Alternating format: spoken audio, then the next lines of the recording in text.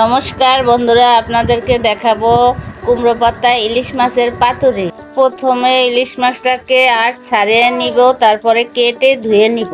বর্ষাকালে অনেক ইলিশ মাছ পাওয়া যায়। এই রেসিপিটি আপনারাও বানিয়ে দেখবেন বাড়িতে। এই রেসিপিটি অনেক সহজ, অল্প কিছু উপকরণেই বানানো যায়। মাছটাকে বড় বড় পিস করে কেটে নিব।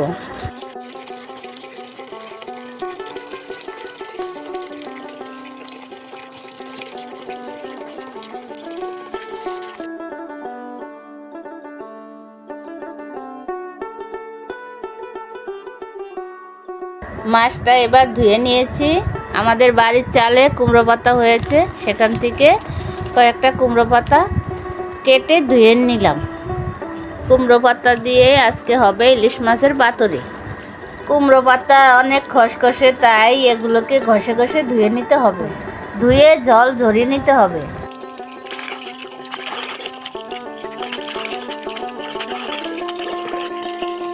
এবার চলুন মশলাটা রেডি করি। কালো সরিষা 2 চামচ, হলুদ সরিষা 2 চামচ, আর 4টা মরিচ দিলাম। আর সরিষা যাতে তিতা না হয় এই জন্য সামান্য একটু লবণ দিলাম। আমাদের সরিষার পেস্ট রেডি হয়ে গেছে। সরিষা বাটার সাথে এবার মিশাবো একটু মরিচের গুঁড়া, হলুদের গুঁড়া, টক দই, আর মিশাবো একটু জিরার গুঁড়া, সরিষা তেল, লবণ, সব কিছু একসাথে মিশিয়ে 5 মিনিট রেখে দিব। কুমড়ো পাতাগুলো একটু শক্ত, এই জন্য একটু থেতো করে নিব, তাতে বাজ দেওয়ার সময় ছিঁড়ে না যায়। পাতাগুলো থেতো করা হয়ে গেছে। এখন ইলিশ মাছটা এর ভিতর দিয়ে মুড়ে নিব। 2টো কুমড়ো পাতা একসাথে দিয়ে তারপর মশলাটা দিয়ে মাছটা বসিয়ে মাছের উপরে মশলা মাখিয়ে তারপরে কাঁচামরিচ, সরষের তেল দিয়ে পাতাটা মুড়িয়ে সুতা দিয়ে বেঁধে দিল।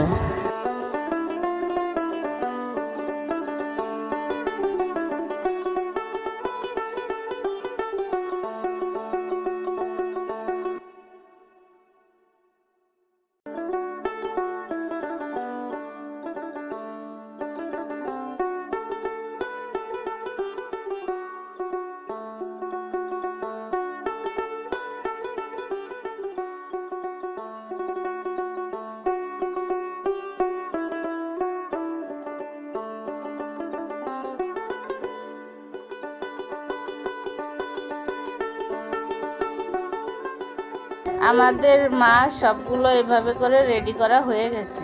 আজকে আমরা এগুলোকে অল্প সরিষা তেলে ভাজবো। একে ভেজে নিতে হবে যেন মাছটা সিদ্ধ হয় ভালোভাবে।